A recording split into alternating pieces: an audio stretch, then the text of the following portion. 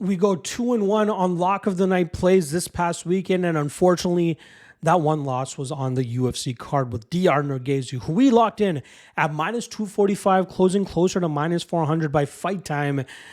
Missed his weight by 3.5 pounds, but also looks quite sluggish when he steps foot in the cage.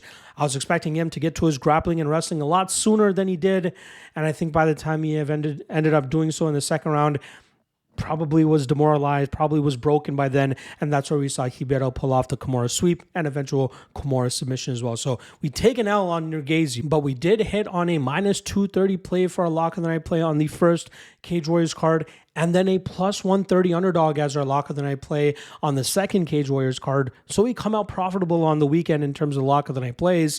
But again, I want that higher hit rate. I don't want to go 66%. I want to go 75% or 80%. So especially losing the UFC one as well, I don't like that. I'm not a big fan of that. We are moving in the right direction in terms of digging ourselves out of that hole, right? We were closer to minus 20 units just a few weeks ago. Now we're 11-9 on the year for lock of the night plays, minus 6.96 units. So definitely digging ourselves out of that hole at minus 7% ROI.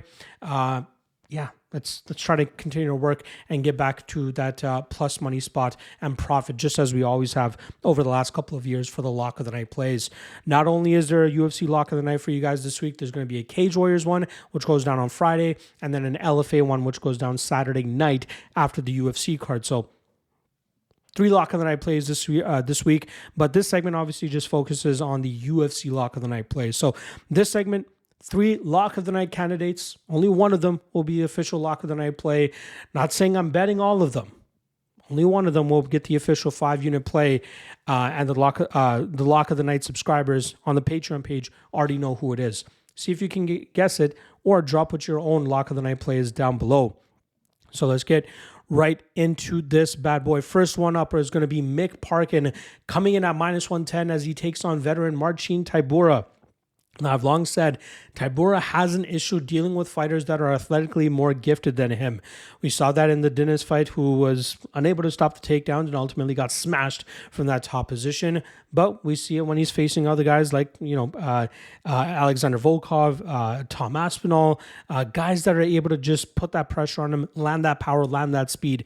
And I think that's what Mick Parkin has here in terms of an advantage. He's 10 years younger, is wrestling, again, underrated. Not a lot of people are seeing it at this UFC level, but I think if Tybura wants to wrestle with Parkin, he's going to have trouble, 1, taking him down, and 2, holding him down.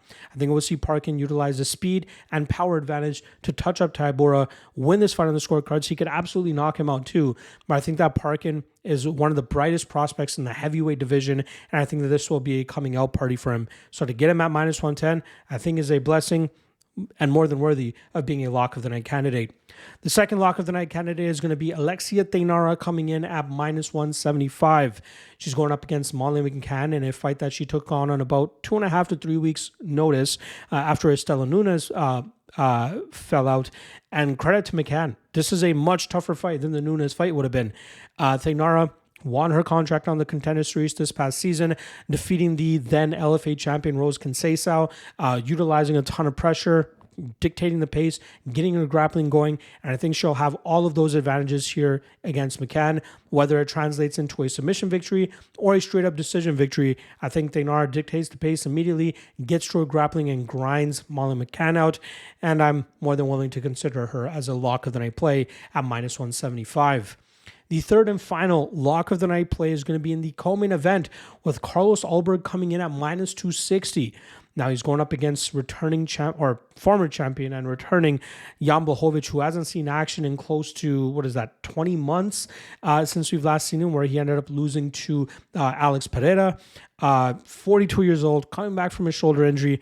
Carlos Ulberg looking like the best form of his career.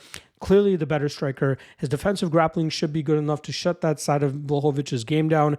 And if Blachowicz wants to try to calf kick Ulberg, I think he's going to get countered and possibly put out. I think momentum is clearly on Ulberg's side here, and I think he'll showcase it once again as he puts a nasty striking performance on Blachowicz and ends up getting his hand raised here and possibly cashing his lock of the night candidate.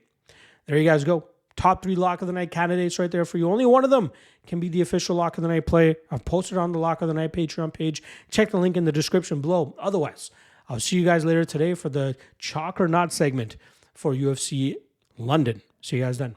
Peace.